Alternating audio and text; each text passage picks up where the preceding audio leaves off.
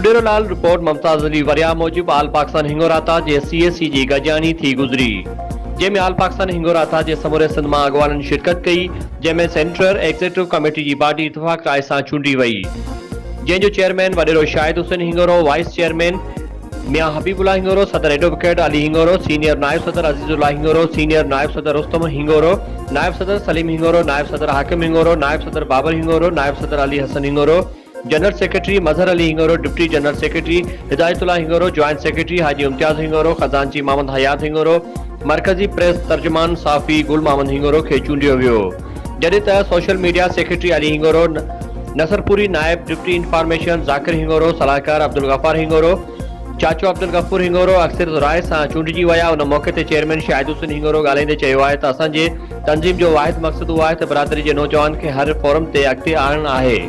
हिन वधीक चयो आहे त हलंदड़ दौर मेरिट जो आहे। बिरादरी जी आवाम खे गुज़ारिश थी कजे त दुनिया सां कुल्हे में मिलाए हलनि ऐं असांखे तइलीम वारो रस्तो अख़्तियार करणो पवंदो। एडवोकेट अली हिंगोरो बिरादरी जे कठ में ॻाल्हाईंदे चयो आहे त असां पंहिंजी बिरादरी जे हर ॾुख ऐं सुख में साणनि गॾु आहियूं।